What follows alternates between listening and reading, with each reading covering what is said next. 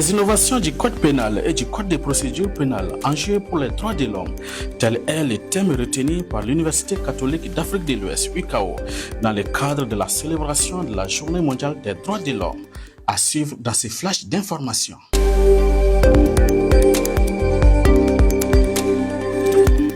Madame, Messieurs, bonsoir et bienvenue dans ces flashs d'informations. 2 jours de formation sur la gouvernance locale dans le cadre du projet d'appui à la participation citoyenne des jeunes et des femmes à la gouvernance locale dans les processus de transition et de refondation du Mali. Christina et Yvette sont d'Oussovi. Cette information met la lumière sur la sensibilisation citoyenne à travers le renforcement des capacités sur la gouvernance participative. Au total, 4 quartiers sont concernés par ce projet dans la commune de Kalabakoro. Cette activité concerne un renforcement de capacités des jeunes, des femmes et des personnes marginalisées qui représentent leurs associations respectives. La formation concerne la gouvernance locale. C'est d'amener les jeunes à connaître leurs droits, leurs devoirs et les devoirs citoyens, de les amener à plus s'impliquer dans les instances de prise de décision, dans leurs communes respectives, dans leurs quartiers respectifs. L'activité concerne 4 quartiers dans la commune de Kalabankoro, notamment aujourd'hui on est à Nyamakoro-Kourani. Voilà, il y a le quartier de Kabala Est, il y a le quartier de Ghana et le quartier de Tchabani. La formation c'est sur 2 jours, une session de 2 jours par quartier, représentant 10 participants, à raison de 2 représentants par organisation. Je remercie notre bailleur, le ministère des Affaires étrangères, à travers le Fonds d'appui aux moteurs du changement, voilà, qui nous accompagne constamment, techniquement et financièrement dans la mise en œuvre du projet. Nous remercions le formateur, voilà, pour son expertise. Vraiment, il a su vraiment faire participer les participants, voilà, dans un cadre d'échange vraiment cohérent et voilà. Les participants ont été mieux édifiés sur les objectifs de la formation. Je représente l'association AJCK, c'est l'association des jeunes citoyens de Kalabankoro Hermakono. L'objectif de cette formation est pour nous, par rapport au thème qui est sur la gouvernance locale, c'est de nous outiller pour nous donner les moyens vraiment pour faire face aux défis et puis comment les voies et moyens d'adopter un cadre clair pour mener nos luttes, favoriser le développement de la communauté. Dans cette formation, tu sais, il n'y a jamais de formation de trop. Et cette formation vraiment m'a permis de connaître beaucoup de cadres, le PDCEC, les documents et les organisations qui sont autour de ça pour nous permettre lors de nos plaidoyers de mieux savoir là où frapper. Pour le formateur, un pas est fait pour que chacun puisse jouer son rôle dans la gouvernance locale. On avait 4 objectifs pour cette formation-là. L'objectif numéro 1, c'était d'éduquer les jeunes sur la notion de la gouvernance. Ça, c'est un élément fondamental pour cette formation-là. Ensuite, permettre aux jeunes de connaître les rôles dans la gouvernance. De voir qu'est-ce qu'ils doivent faire, qu'est-ce qu'ils ne doivent pas faire, qu'est-ce qui les incombe dans le cadre d'une bonne gouvernance. Et 4e objectif, c'était de permettre aux jeunes d'identifier les facteurs de bonne gouvernance et les facteurs de la mauvaise gouvernance. Et enfin, dernier objectif, c'était de montrer aux jeunes quels sont les défis qui les attendent dans le cadre de la bonne gouvernance. Je l'annonçais. L'Université catholique d'Afrique de l'Ouest, l'UCAO, a organisé une journée scientifique autour des questions des droits de l'homme à l'occasion de la célébration de la Journée mondiale des droits de l'homme, une tradition pour l'UCAO, dont les communications tournaient autour des droits de l'homme, les innovations et la corruption. Suivant les détails.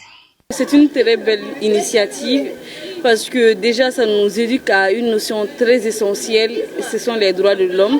Parce que déjà quand on dit droit, c'est défendre les gens. Donc si on peut vraiment éduquer les gens sur le fait qu'ils ont des droits et qu'ils doivent se battre sur leurs droits, c'est vraiment le top. J'ai appris qu'au Mali, c'est vraiment difficile de promouvoir les droits de l'homme parce que la majorité de la population n'est pas au courant de ces droits essentiels. On viole leurs droits à longueur de journée, mais vu qu'ils n'en ont pas conscience, ils se ferment sur ces sujets-là et c'est vraiment quelque chose à changer. En tant qu'étudiant en droit, ça nous apprend à mieux connaître notre domaine parce que avec les cadres qui viennent nous en parler, ça nous montre que on peut avoir de l'avenir dans le domaine.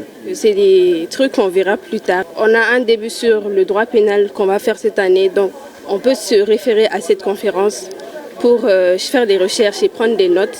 Et les droits de l'homme, c'est un truc que je pense que tout le monde doit savoir en fait. Donc je pense que c'est très important de parler de ça, que ce soit cette conférence ou en général.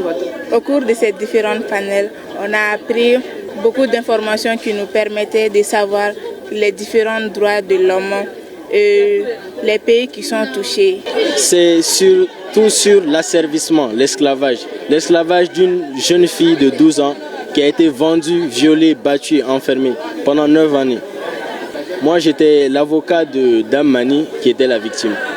Déjà, j'aspire à devenir avocat. Et quand j'ai porté la robe, c'est comme si je me voyais d'ici 10 à 15 ans revêtir cette même robe-là pour défendre les droits des individus qui seront violés, pour porter la voix de ceux qui n'auront pas assez de voix pour parler. Le rôle de l'avocate de la partie civile. Alors j'étais vraiment euphorique parce qu'on a passé longtemps à se préparer pour ça avec mon confrère. Surtout le fait d'avoir gagné ça, c'est vraiment un très grand honneur. À tous les étudiants de l'UKAO UBA, je vous invite vraiment à vous familiariser avec le procès fictif parce que c'est vraiment quelque chose. Même moi au début j'avais peur, mais maintenant que je l'ai fait, je me sens vraiment ravie et je remercie Habib de m'avoir poussé à le faire. L'objectif de notre présence ici aujourd'hui, c'est de participer à la journée scientifique de l'ICAO, une journée dédiée aux droits de l'homme. Nous savons que la journée commémorative des droits de l'homme, c'est le 10 décembre de chaque année. Et cette année, l'ICAO a décidé de le fêter le 11, d'après eux-mêmes, compte tenu de l'invitation apportée à l'officiel, qui doivent y prendre part à des cérémonies officielles le 10 pour pouvoir y être là le 11. Donc nous, en tant que structure qui fait la promotion des droits de l'homme, étant donné surtout que nous avons un projet dédié à cet effet, ce projet est dénommé EDH 24. Donc l'UKAO nous a fait l'occasion de venir assister à cette journée scientifique et aussi de l'occasion d'échanger avec les étudiants pour pouvoir parler du projet EDH 24 et surtout les inviter à adhérer à nos clubs EDH 24 que nous devons mettre à l'UKAO ici très bientôt. L'UKAO compte 5 filières dans sciences juridiques et chaque année, et à l'occasion de la célébration de la Journée internationale des droits de l'homme, nous organisons une journée scientifique autour des questions des droits. Et voilà l'objet de la rencontre d'aujourd'hui. Donc c'est une tradition dans la maison. Voilà, célébrer la Journée internationale des droits de l'homme. Chaque année, il y a une thématique et celle de cette année, les innovations, la procédure pénale, les enjeux pour les droits de l'homme. Voilà, on le dit parce que nous savons que il n'y a pas longtemps, le Mali a fait la relecture de ces codes. Et nous, on s'est dit, en tant qu'institution de formation, on ne peut pas laisser passer cela sous silence. Donc, nous l'avons intégré cette année dans nos activités. Que les étudiants qui sont les futurs magistrats, les futurs avocats, sinon les futurs praticiens du droit, sachent déjà les innovations apportées dans ces nouveaux codes. Il y a eu d'abord un premier panel qui nous a parlé en deux communications. Sur la première communication sur relative aux droits de l'homme et la deuxième communication, c'était sur les innovations dans le code, dans ces deux codes, et surtout l'aspect corruption qui est aujourd'hui un fléau au Mali. Et dans l'après-midi tout à l'heure, nous aurons aussi deux autres communications. Et tout cela, c'est pour élever, souligner les aspects qui ont été relus dans ces codes. Et le message que j'ai adressé aux étudiants, de prendre cela à cœur, parce que la formation n'est pas seulement dans la classe, mais avec les praticiens, de rester à l'écoute. On ne peut pas tout dire en classe, mais à travers ces échanges, ils apprennent plus. Donc, ils sont invités à accorder beaucoup d'intérêt à ces activités et surtout à interroger, à écouter et à s'engager aux côtés de ces praticiens de droit. Mesdames, Messieurs, pour en savoir davantage sur la Journée mondiale des droits de l'homme, nous invitons dans ces flashs d'information M. Noël Koné, responsable communication WEDCOM.